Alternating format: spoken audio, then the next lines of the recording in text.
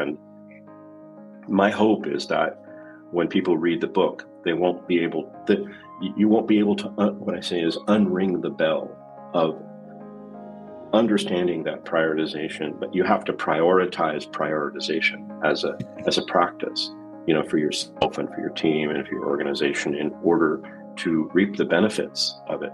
And as it becomes, AI enabled, as companies get better at it, as teams get better at it, as individuals get better at distinguishing that from personal productivity and time management, the people, teams, and organizations that don't get on board are going to get left behind.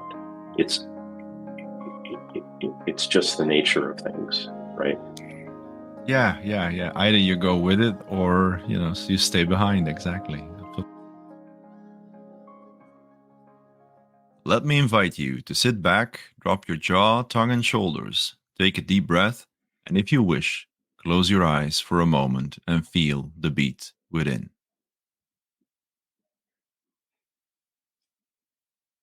In a few seconds, you just jumped from your head to your heart and felt the beat within, opening up to receive even more value and fulfillment out of your business and life. And today's episode. I'm your host, Nico van der Venne, confidant to successful CEOs, founders, and entrepreneurs striving to achieve everlasting fulfillment. Welcome to the Everlasting Fulfillment Podcast with our next guest, Harry Max. Harry is a trusted thinking partner for professional development, career expansion, and complex problem solving, collaborating in times of rapid growth, transformations, uncertainty, and great opportunity to provide clarity, focus, and decisive action. He's also the author of Managing Priorities, How to Create Better Plans and Make Smarter Decisions. Welcome to the show, Harry. That's an amazing title. Thank you. I'm really glad to be here. So your book, we talked a little bit in the green room, and yes, indeed, I agree.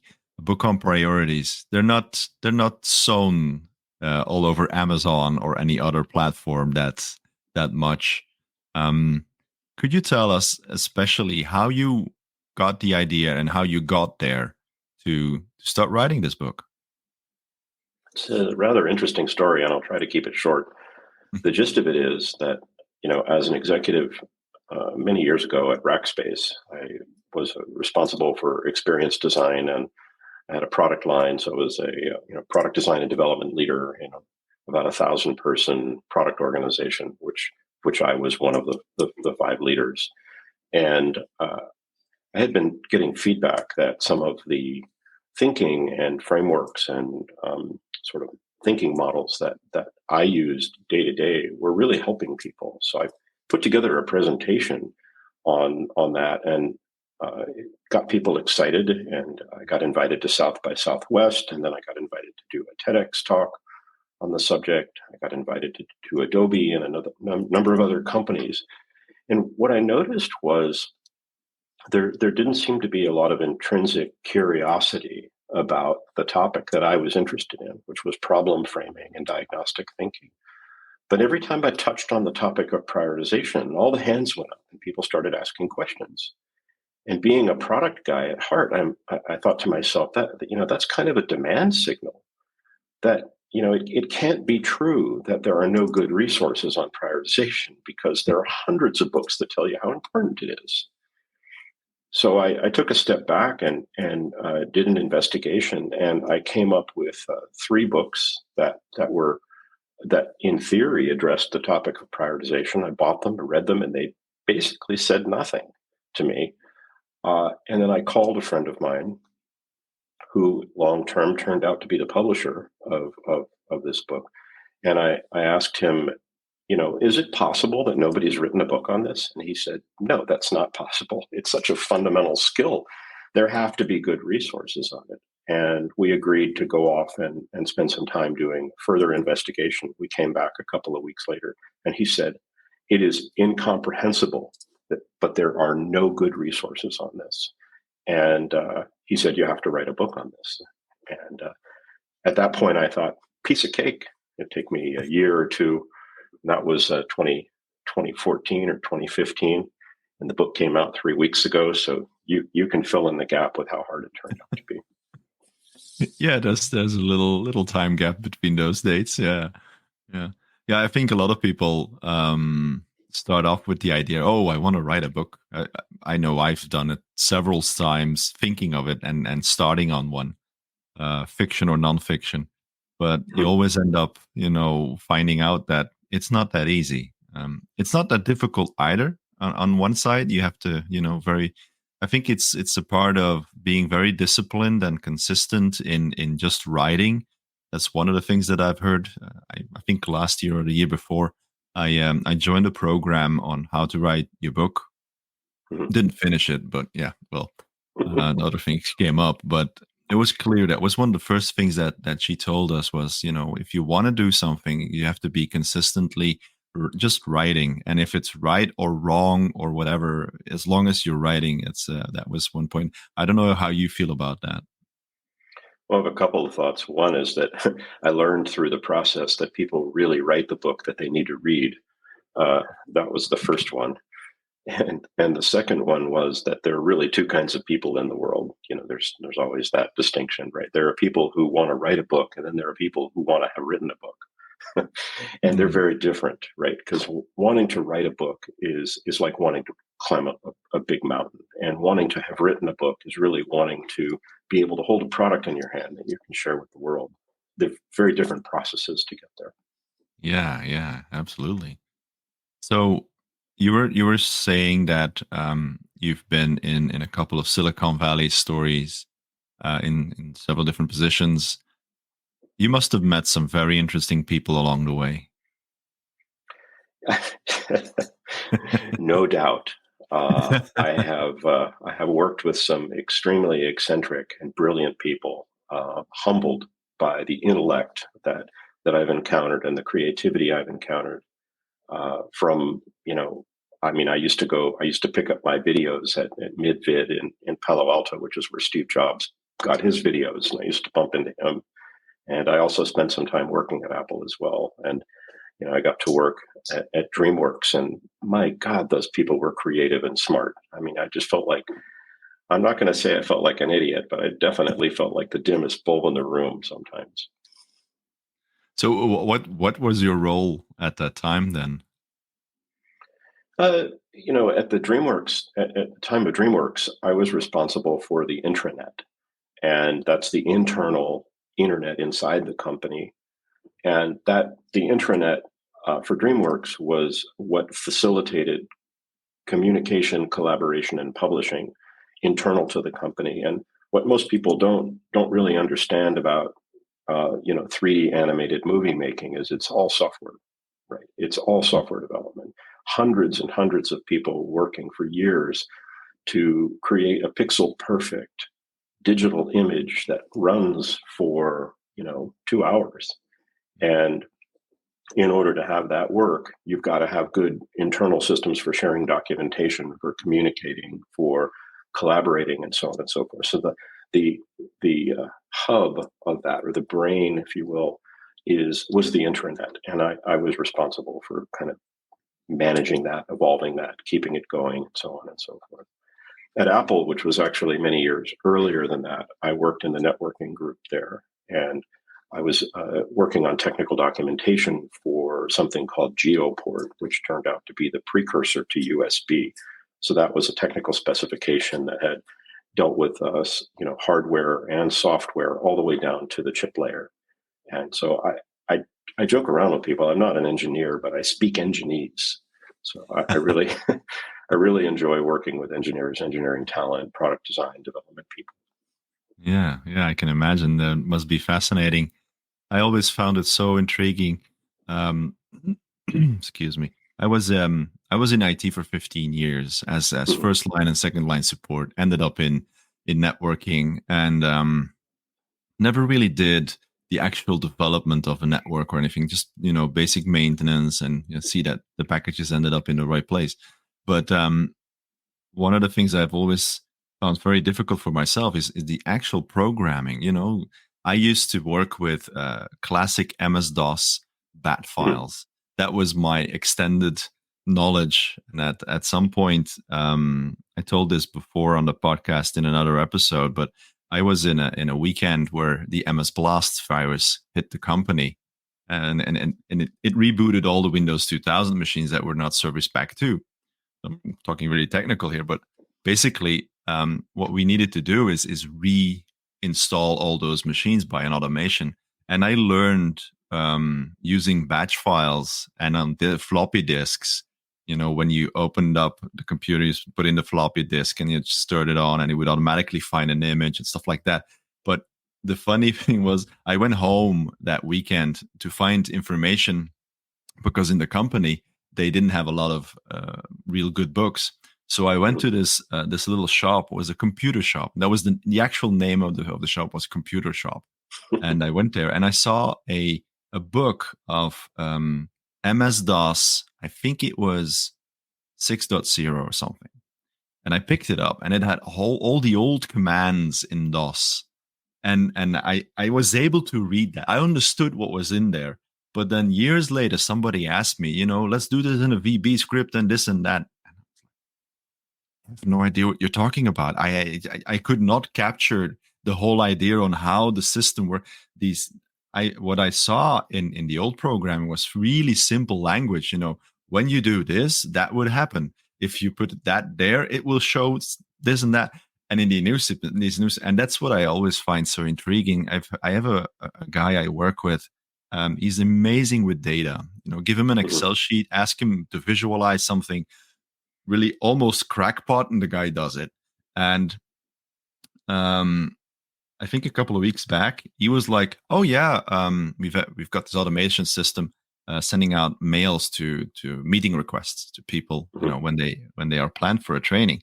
And he's like, "Oh, I'm gonna switch over from VB to Python." Okay. Are you talking the animal or no programming? Okay.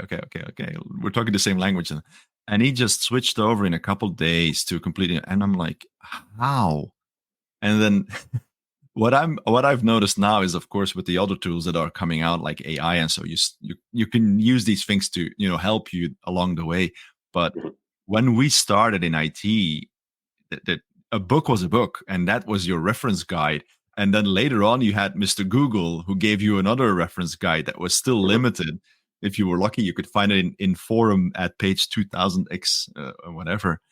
And what I found enormously interesting is the whole pathway that over all these years, because I think if you look at computers, maybe 30 years that they've actually been actively used in the household and in companies, how we learned from the beginning how it was and what you see now. I always wonder, and I don't know if you've got this in your team, but really young people, they cannot remember or they do not know how we struggled in the early days with these simplistic things that were so at the end, started to become easy because there are other means to find out. And what I see as well is that because they don't know, they don't, let's say, they don't have the struggle, so they just go out and look for stuff and they find it. And I find that a little bit, a pity, because a lot of stuff that you learn are in those difficult moments. I don't know if you've experienced that in your career. I have, and actually, I was reflecting on another work experience I had. I worked at a company called Silicon Graphics many, many years ago. SGI was the company that, back when I was there in 1989, which is a long, long time ago, was the company that, really built the computer systems that powered the movie Jurassic Park. So it was really the first heavy lifting Wow. CG enabled movie. And Silicon Graphics was just an amazing company. And I ran the Advanced Systems Division technical writing team there, and I was rewriting the installation guide for the system, and it was that they had large servers all the way down to fairly small desktop systems, and they were all binary compatible. So the same operating system would install on all of them, but the installation guide itself was hundreds of pages, well, it was 150 pages long, and I had to update it for a major system release. And I was sitting there kind of scratching my head, and I said, this installation guide should be about 15 pages long, because everything that I'm writing about here in this 150 pages is explaining how to address defects in the installation process or exceptions in the installation process. And so I went to the management and I said, would you let me rewrite the installation guide like I think it should be written? And then can you redesign all the software so that it works the way the installation guide expresses it rather than doing it the other way around? And I said, at a minimum, it'll save a lot of paper. And at a maximum, it'll make the system a whole lot easier to install. And you'll probably get many fewer support calls. And they said, well, that's an interesting proposition. Why don't you go try that? So I was able to do that. And that was really the first experience that I had in doing UX design. That was a Unix company, right? So, even before Linux, there was Unix. And I worked at the command line interface, much like you in the DOS world. So I totally appreciated your story. And I think there really is something to understanding that, that the struggle, to figure out what's there and what's possible when it's not presented in your face really creates a kind of a discovery mindset that I think Mhm. is missing in a lot of people now, where they can have the curiosity, but they get frustrated very quickly when something doesn't work. Yeah, indeed. I've noticed as well. My partner is a virtual assistant, and she always says I have to talk to the local IT guy. And then she refers to me, of course, because sometimes there's these system. We get a lot of websites like for instance LinkedIn it's a classic. A lot of people go on there and they think, oh, I need to just post stuff and all the options that are there. So there's so many things, and then suddenly they want to create an event and invite people, and then there's two buttons that's not there, or they were the week before. Yeah, these systems continuously develop themselves, and then they walk up to me and then start asking, what's wrong?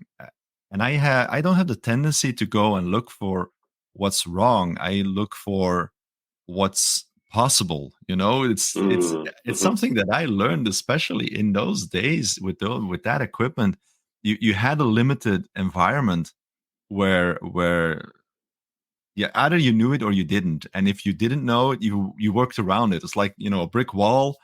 You either break through, you dig under it, or you climb over it. And there's always a way to find out. And that's indeed something that I've noticed in the last couple of years, that the the creativity of thinking outside the box is something that is published all over the world, of an ideal way um, to make your life more interesting and so on. But people are kind of losing that because they're, you know, it's at your fingertips. You can search for something and poof, it's there. I see this with my kids as well. One of my kids had to do a research on one of the plants somewhere in the garden, and my wife went over to the plant and just snapshot it, and then send it to the Google. I can't remember what's the name of the Yeah. image thing, Mm-hmm. and it recognizes the plant. And I'm like, where was the time that we went to the library, got one of those nature books, and then compared the Mm-hmm. leaves to what we saw, and we were never sure that we were right when we chose the plant. And Mm-hmm. I'm kind of astonished sometimes about these things as well, where as a leader, sometimes you expect your people to have enough creativity to solve their own problems, but Mm-hmm. then you end up solving their problems because they're just stuck.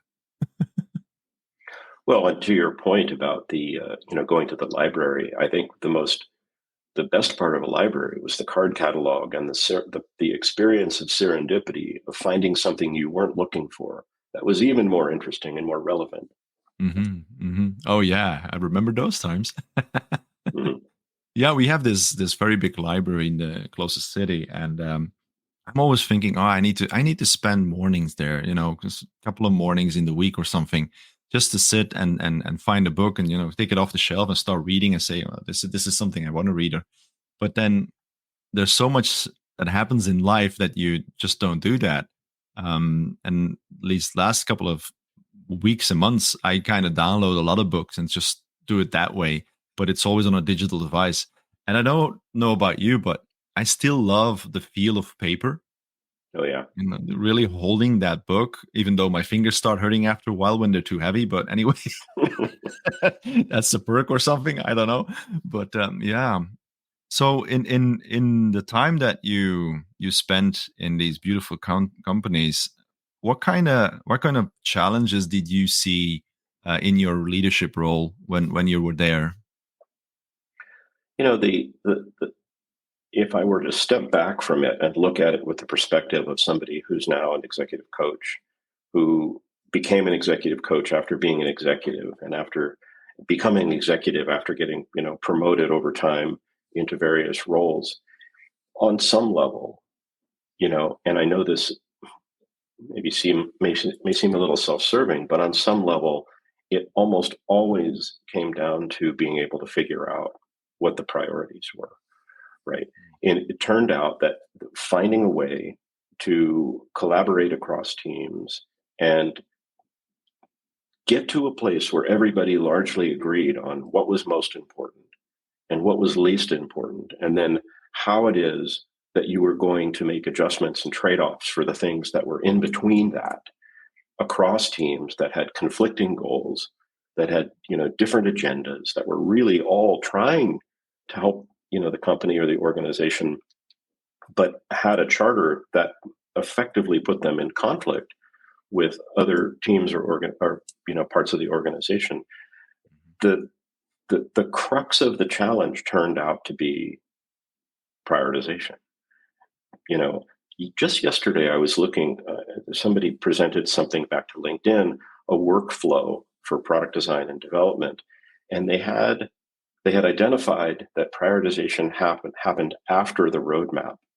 So I wrote them a note. I said, "Well, but how did you figure out what went on the roadmap?" And they had prioritization after OKRs, and I was like, "Well, how did you choose your OKRs?" And I'm like, "Doesn't prioritization happen before everything every time?" And that is where I think, now with the experience of having written the book, what I see is everything is either a prioritization challenge, a prioritization problem, or a prioritization opportunity. It's figuring out what your options are and then making informed decisions based on whatever is whatever is compelling you to move forward at that particular point, because your priorities aren't dictating what you're going to do. They're not dictating your decisions. They're just informing the relevance of options that you have in making those decisions. It's up to you what to decide what to do. But it's kind of a long-winded answer. I hope it got to the heart of what you were really trying to ask. Yeah. Yeah. Well, to me, priority is, for a big part, is choice. As a business owner, um, well, you're basically your priority is finding customers. Unless you're doing business without customers, which I find very difficult to think on any business that doesn't have customers in any kind of way. Um, but what I've learned, and especially the last couple of months, where it used to be going from this to that, not having a clear view of what I wanted to do or wanted to go, it all changes when I started really making the choices of, that's the thing that I'm going to do. One thing. I'm going to focus on one thing. And then when I was reading, can't remember who it was, but at some point they were saying that um, priority is a word that is derived from prios, I think. Isn't that, it's a Latin word, I think, That's and right. it's singular. It's never plural. So the thing that we made as in priorities, as in plural, is actually non-existent. There's only one. There's always only one priority that you are taking on, and that's what I understood, as well as what I mean by making a choice, is that I could have maybe went onto Facebook and started publishing stuff there with the podcast, or Instagram purely. Or what I did was like, okay, what do I love doing? I love talking to people. I love learning from people. So podcasting was great. So okay, that's the priority. Let's do that. As a marketing authority, whatever the name might be, that's the ideal way. You show everything, you talk to people, people hear you, they think, oh, this guy has good ideas, or that guy's has good ideas, so on. And then my next priority was like, okay, what social channels do I look at? And that was like LinkedIn. So it was all parts of the priority for me was choosing and then going to the next one. What's there? That's what I always, what I find that brings me to my priority, singular. But then first, it's first podcast, then the second one is editing, and then I always take it that way. I know the process, but it's always jumping from that one priority to the other, and then eliminating everything else that has nothing to do with it. Yeah, and that's where I talk about your priorities are your inputs to your plans and your decisions, right?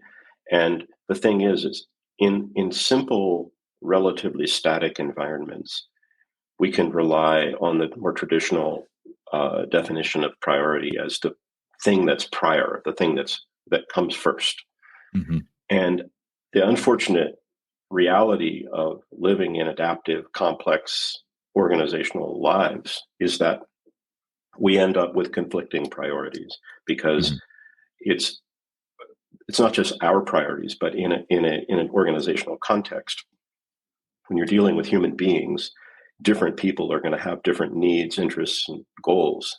And therefore, figuring out how to get to some kind of agreement about what is the top priority and what may follow that really becomes the challenge. And that's, in some ways, that's really what the book is about. The book is really about how to think through all of this and how to put yourself in a much stronger position to be able to uh, ultimately choose what it is you're going to go do or what you're going to focus on or where you're going to invest. And the one of the themes in the book is that the degree to which people feel like they're part of the process and they feel like they've been heard uh, is really what enables them to go along with an outcome that doesn't turn out to be exactly what they wanted or what they hoped for. Mm-hmm. And so the challenge in writing about prioritization is at the intersection of the fact that the word priority means the thing before everything else. And yet the practical reality of our lives is that we have competing priorities, even inside ourselves. And when you move into an organizational context, and especially a large one, it becomes really complicated to sort that all out. Yeah. I see what you're saying. Yeah.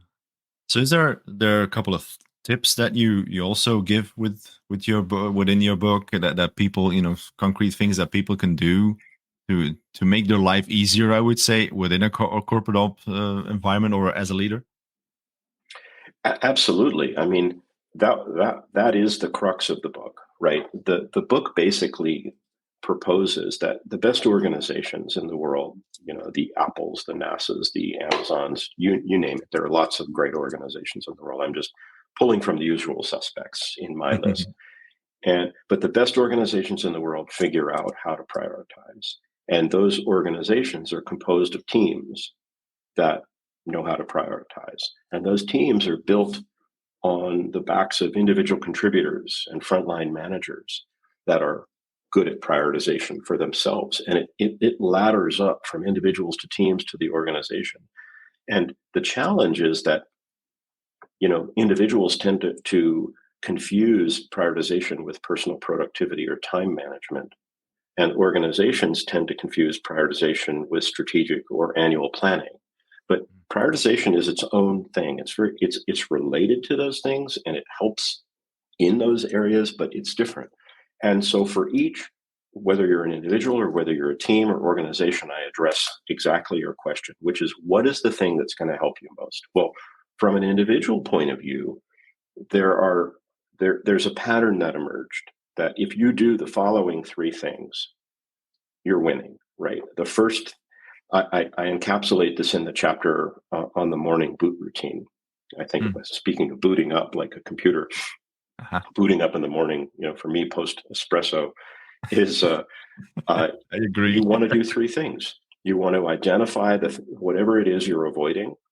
You want to pinpoint whatever it is that has the highest cost of delay, and you want to identify the next action that you can take for something that's strategically valuable. So let me just break those down real quick. And at this point in my life, I just do the first one consistently, which is in the morning. If I either walk out to Genesu's Cafe and get my double espresso, or I'll make myself some coffee if I don't have enough time. And when I get that cup of coffee in my hand or that espresso, I ask myself, what is it that I'm avoiding? Is it something I'm not doing? Is it something I'm not thinking about? Is it something that a tough conversation that I'm not having? What is it I'm avoiding? And then I spend 15 to 30 minutes on that. And the the magic of that is that it releases all this energy Mm. to go do other things and to focus on other stuff. And there's a guy named Nelson Pass. He's kind of the spiritual founder of the DIY audiophile community. I'm kind of an audiophile.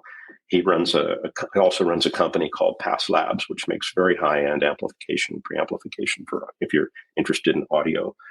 And when I was talking to him, I was like, Nelson, what do you do? And he goes, well, I don't do to-do lists because, if I do them, I just ignore them. He goes, so what I do is I write down a to think about list. These are the things I need to think about. Because if I can capture the things I need to think about, I know I'll eventually get to the stuff I need to do.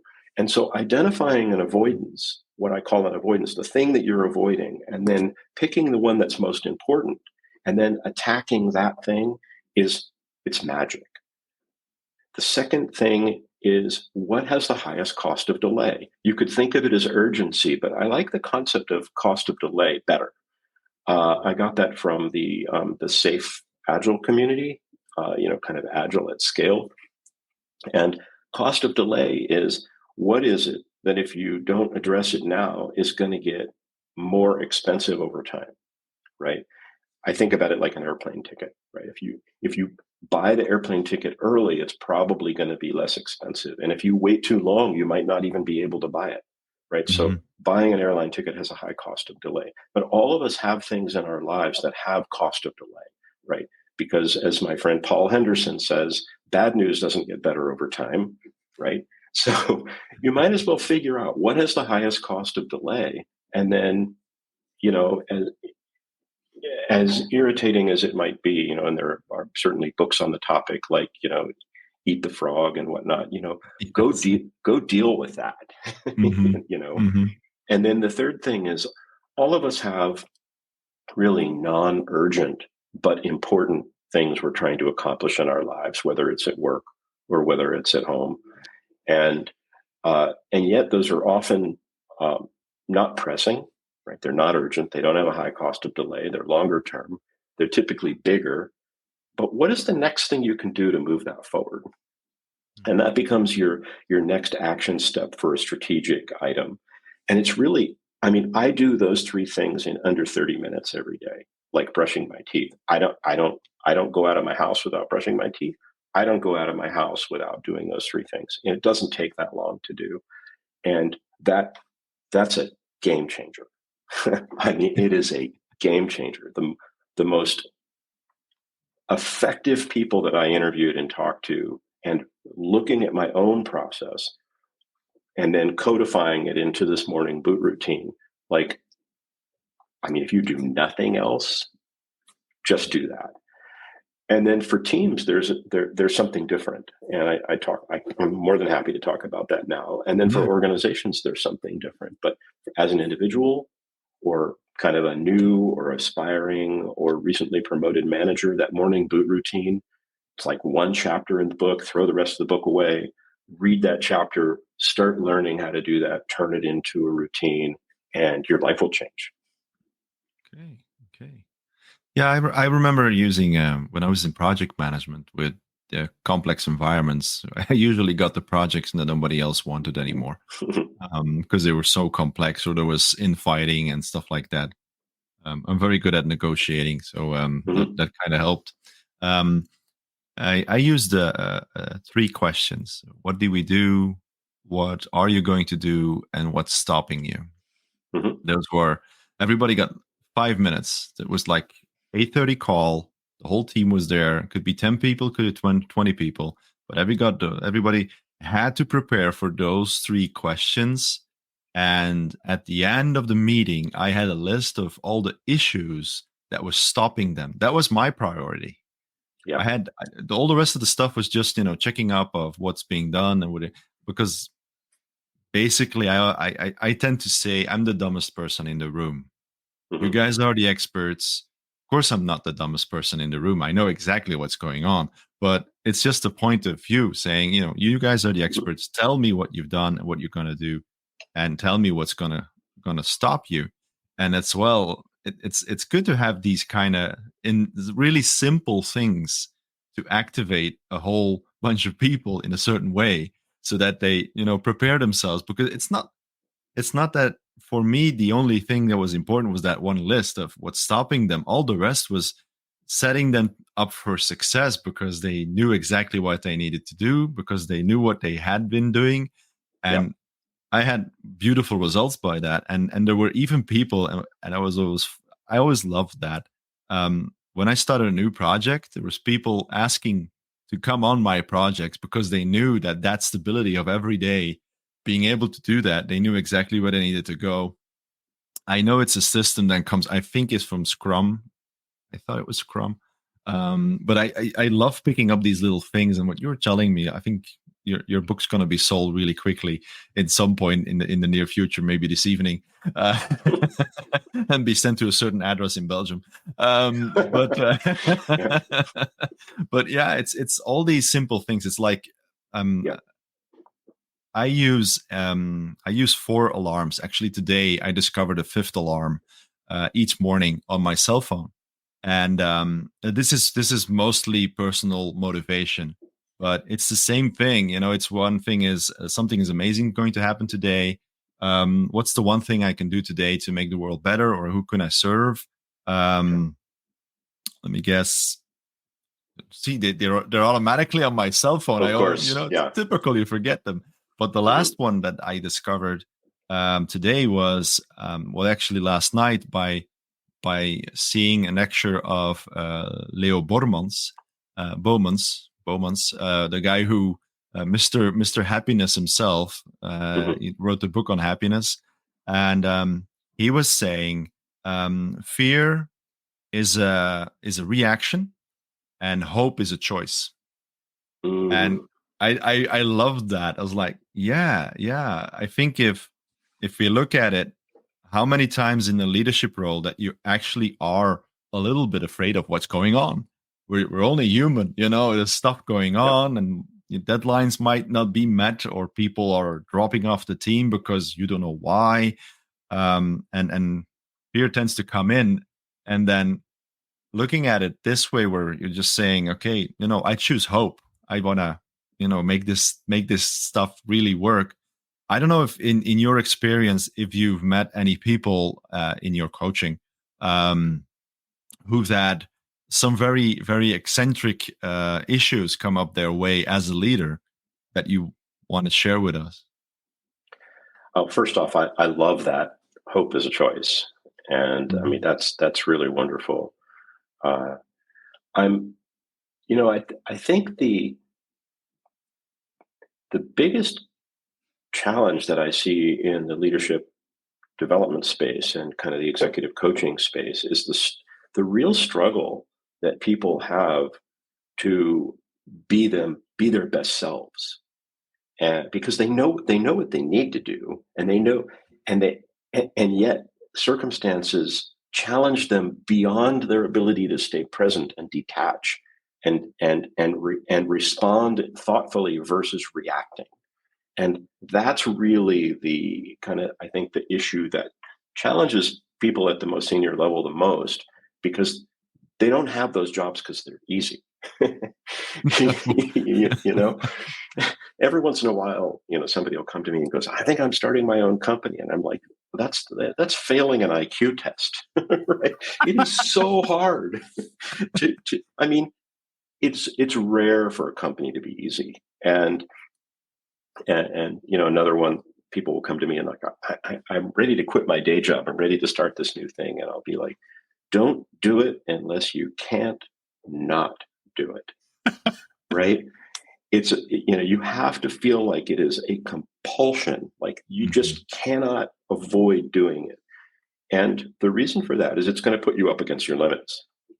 And that limit I'm describing, which is the ability to stay present to the moment and detach enough to be able to really consider what's going on and what the most effective way to respond is versus reacting in the moment and sort of expressing the psychology that we have from our, whether it's mediated through our, delightful personalities or whether it's informed by our family of origin, how our parents treated us or whatnot. That's really the heart of the matter. Mm, mm. Yeah, I think it's funny what you're saying. Figure out a way of not to do it. It's a good one. Where were you in 2019 when I was in the office with my boss giving my resignation Oh, right. because I wanted to start my company? Yeah, it's so funny. I mean, I think, as far as I know, I've only burned one or two bridges in my career, but one of them, my boss, who at DreamWorks at the time, asked me to do something that I found just borderline unethical and certainly personally offensive. And I said I wasn't going to be able to do it. And she said, "Why not?" And I said, "Well, because I wasn't going to be there that day." And she said, "We'll do it the next day." And I said, "No, that day's my last day." And I've replayed that for years and wished I'd been a little bit more thoughtful about how I went about that. But yeah, Oh, you learn after a couple of years. it's Yeah. crazy. Um, Bridge burning. I think I only done that once or twice. One I'm sure of. I've had 15 different jobs in any case, so tend to forget the older ones. But there was one company where it was a hard selling company. They sold telecom subscriptions and electrical subscriptions, Mhm. and it I was hired at the time because it was the hype of cloud computing. Everything was Mhm. cloud. And these days it's like, yeah, well, everybody knows what this is. But at the time, I had this sales team I had to train, like 20 plus people, young guys who had never heard of internet data storage or stuff like that. And so I Wow. explained it like, well, it's kind of funny because now I work in a power plant, but I always explain it like, the cloud environment is the power plant and the wiring is the cabling in the street. And then at the home, you have this plug that you can plug in your mixer, and that's then your computer. And then when you mix, this doesn't, only supply electricity, but it also stores then the data. But it was amazing how efficient that company was on one side and how inhuman it was on the other side. Yeah. It was a real machine. If you didn't hit your target, I think there were a couple of guys who came in, and 1 month later they were already out because they Mhm. were so, they booked your agenda full. You just went in there, went through your schedule, bam, every day you had to hit a certain target, and so on and so on. And of course, you know as well as I do, IT does not sell quickly. It might now, but in those days, it did not sell quickly. And Yeah. I went to all these small businesses, and after a while, they were disappointed I didn't have as much revenue, come in by doing these sales. And I was doing sales. I was doing project planning to implement. I was doing the implementation, the configuration, and the support of these companies as Wow. well. So Mhm. I worked like crazy hours to get everywhere. And then in the meantime, I was training those salespeople as well. So at the end of 4 months, because now after so many years, you're like, how did I stay there so long? I was shouted at, yelled at, really horribly treated. And it was Friday. and they asked to come to the office, and they came in, and it was really simple. So we're going to finish the contract here. We're ending the story. You're not doing enough stuff, and I turned around and I said, "Fuck yeah!" Excuse my French, but fuck yeah! Thank you for this. You guys really, you suck. You're really, really bad people, piece, and stuff like. I really went all the way, and I went outside.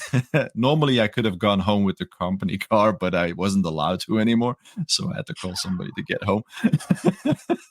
So these are the kind of effects that you get after that. And a couple of years later, I actually wrote them a physical letter. I actually by pen to excuse myself and to tell them that actually in those 4 months I learned so much. It's like I said earlier, with the struggles is really where the stuff happens.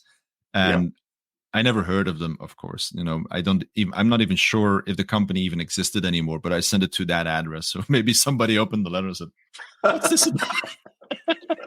Who's this guy?" Oh, that's It was a funny. return address on it, but they never sent something back. So yeah. But Well, yeah, I know what you mean by burning bridges. yeah, definitely something to avoid going forward. Yeah, indeed. Is there anything else that you especially want to explain to us or bring to us today? I think the big thing, and I try to do this in the book, is that, you know, prioritization it's a fundamental topic in our lives. And we're really, really good at it in simple static environments, which is, I think, why largely people don't think it's worth it, you know, the time to read a book on it because they think they're already good at it. And in fact, that's true. But nothing is further from the truth when you head into a complex adaptive organizational situation that's constantly changing and you're just a part of a system. Then prioritization, it's no longer simple, it's no longer easy, and there aren't any good resources out there that help you think through how to do that. And my hope is that when people read the book, they won't be able that you won't be able to what I say is unring the bell of understanding that prioritization, but you have to prioritize prioritization as a practice, for yourself and for your team and for your organization in order to reap the benefits of it. And as it becomes, AI enabled, as companies get better at it, as teams get better at it, as individuals get better at distinguishing that from personal productivity and time management, the people, teams, and organizations that don't get on board are going to get left behind. It's it's just the nature of things, right? Yeah, yeah, yeah. Either you go with it or, you stay behind. Exactly. Yeah. Absolutely. So Harry, thank you very much for all the tips and insights that you've brought today. And I've had an amazing conversation with you. So how can people, right now who are listening and saying, I need to know my priority right now is to buy this book. Where do they find it? Yeah, it's available on Amazon, of course, and it's probably not going to be in your local bookstore because it's a specialty book. It's also available from the publisher, rosenfeldmedia.com, directly, and I believe I'll be sending you, if I haven't already done so, a discount code for 20% off. If you buy it directly from the publisher, you'd be able to save a little bit of money that way. So Cool. those would be the two ways: Amazon or rosenfeldmedia.com. Super. Okay. And is there anything else that you do right now that people might contact you for or look you up? Well, if you read the book and you have questions or you don't understand something or you're struggling in a situation where it's just not clear enough how to apply some of what I've talked about, reach out to me via LinkedIn or my website and let's talk, right? I may be able to give you some guidance that I'll learn from, as I think about updating the book in the future, creating a workbook that I'm working on right now. And maybe I'll be able to offer you some guidance in that process. Beautiful. Thank you very much for your time and for bringing the world an amazing thing that they can learn from and really set their priorities straight. I so appreciate the conversation, the opportunity to talk with you. Likewise. So thank you, listeners, again to listen to this podcast episode. Don't forget to check out the new ebook on the brand new website on nicovandevenne.com. And remember to jump from head to heart and feel the beat within. Have a good one, everybody. Bye-bye. Thank you for listening to the Everlasting Podcast. Let me leave you with a few questions to answer in the comments. How do you see the different topics we discussed during this interview? What are your thoughts? What stood out for you? Let us know in the comments or just send us your feedback. We launch new episodes weekly. Don't miss any by ensuring you are subscribed to the show. Click the follow button now. We depend on the organic growth of the podcast to inspire more and more people. So by giving us a 5-star review and sharing this episode with at least one of your friends who might be interested in the subject, you will significantly help more people become inspired. But more than anything, I am grateful to you for taking the time to listen to the show. If you are also a successful CEO, founder, or entrepreneur who has inspiring words to say, feel free to contact us for an interview at contact@nicovandevenne.com. Thank you for listening. We will see you again soon with more inspirational conversations on achieving everlasting fulfillment.